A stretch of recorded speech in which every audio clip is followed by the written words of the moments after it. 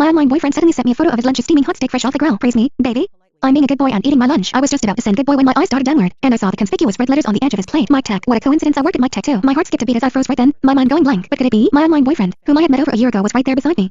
At lunch, I was hiding in the office cafeteria, leisurely slicing into my steak. Remembering how he always told me he never had time for lunch, I sent a text to remind him.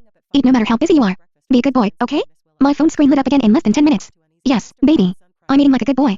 Praise me, there was even a photo with it, and I tapped in to see that it was a steak, fresh from the kitchen and piping hot. I was just going to praise him, but the more I stared at the photo, the more I found it strange.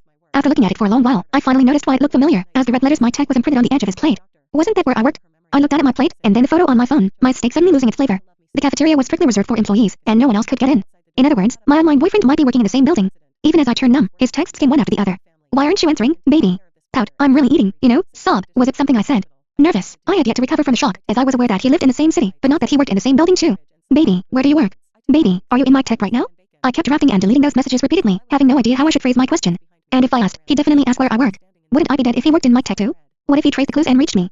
Just remembering the cute emojis and how I flirted with a male colleague made me embarrassed.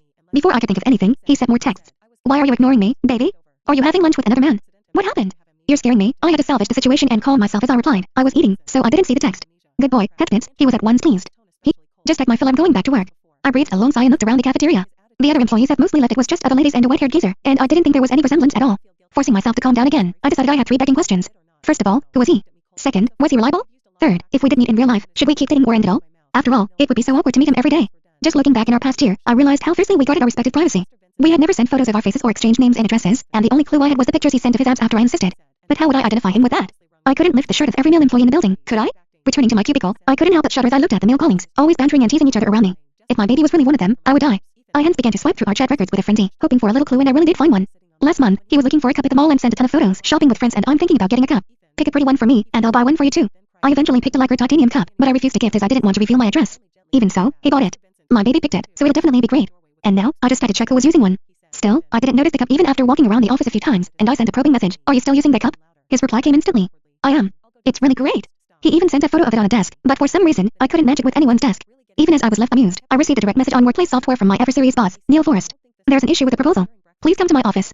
As I entered, I found Neil on a call, his voice soft completely unlike his usual tone. Yeah, babe, I miss you too. Drop by my office tomorrow. Yeah, Carl's coming too. You can get your ride.